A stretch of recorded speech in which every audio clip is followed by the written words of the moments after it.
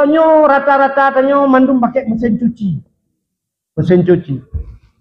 Wateja kutonya nana ne laubut itu ni anak ne ija kenang najis. Nucok ijanya lepas orang kawan ija yang hana kenang najis dengan nanti. Lepas orang tu nyamandum najis. Bang sabah mesin cuci. Nukude tu semua putar di mesin cuci. Watai kahek pengap hidang mesin cuci, nebudah nebuka, plak nebuka. Ikan iu brum ikan iu kedera iu. Nyo ijanya kat suci pegala. Galau. Swap nutup lah mutamah dom i aja sangat. Nya lagi cerita pun. Yang lagi-laginya nebuat sampai kiamat ijanya tetap menajis. Bahkan ijanya hanya nebuat neplay bikin ingat. Nya, nyo begal.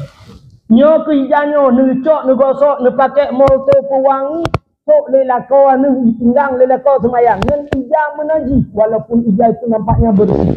Bersih itu belum tentu suci, tapi kalau sudah suci itu sudah bersih.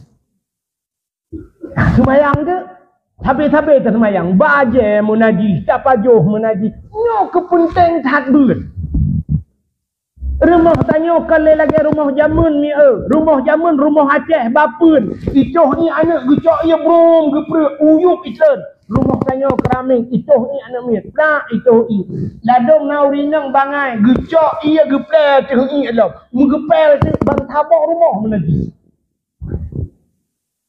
Bagaimana cara menghilangkan najis ainiyah? Pegadah ini le. Menyoi anyan cok lap ile buto ini anyan. Kato baju rojit ke najis hukmiyah. Najis hukmiyah cukup dengan dialirkan air. Cok i pru cok lap lembaga. Ka suci pada do sagai cara.